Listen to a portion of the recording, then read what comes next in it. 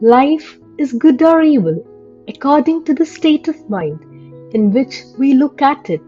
It is neither by itself. Fire by itself is neither good nor evil. When it keeps us warm, we say, "How beautiful is fire!" When it burns our fingers, we blame it. Still, in itself, it is neither good nor bad. According as we use it, it produces in us the feeling of good or bad. So also is this world. It is perfect.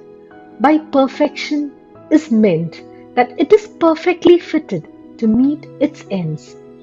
We may all be perfectly sure that it will go on beautifully well without us, and we need not bother our heads wishing to help it.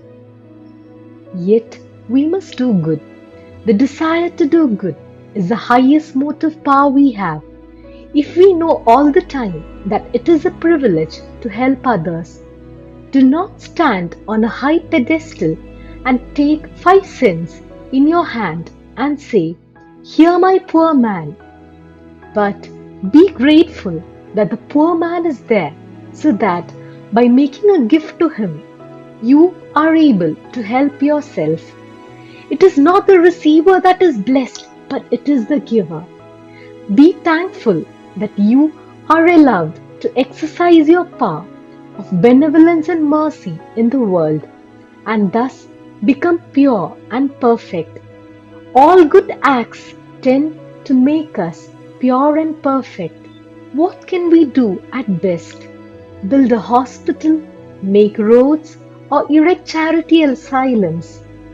We may organize a charity and collect 2 or 3 millions of dollars, build a hospital with 1 million, with the second, give balls and drink champagne, and of the third, let the officers steal half and leave the rest finally to reach the poor. But what are all these? One mighty wind in 5 minutes can break all your buildings up. What shall we do then? One volcanic eruption may sweep away all our roads and hospitals and cities and buildings. Let us give up all this foolish talk of doing good to the world. It is not waiting for your or my help. Yet we must work and constantly do good because it is a blessing to ourselves. That is the only way we can become perfect. No beggar whom we have helped has ever owed a single cent to us. We owe everything to him because he has allowed us to exercise our charity on him.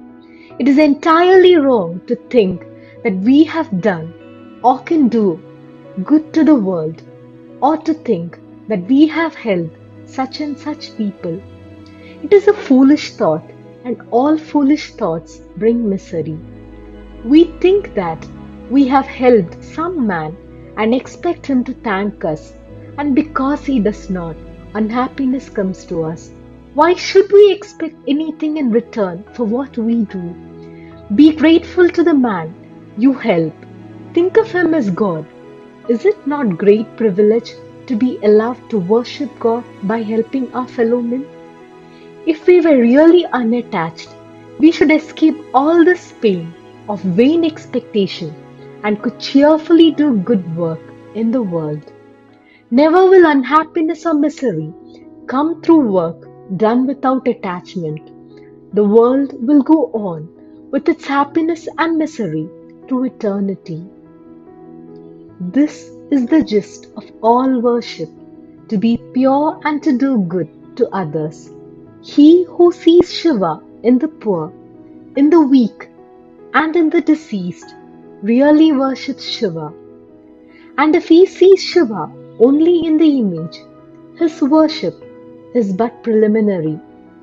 He who has served and helped one poor man, seeing Shiva in him, without thinking of his caste or creed or race or anything, with him Shiva is more pleased than with the man who sees him only in temples.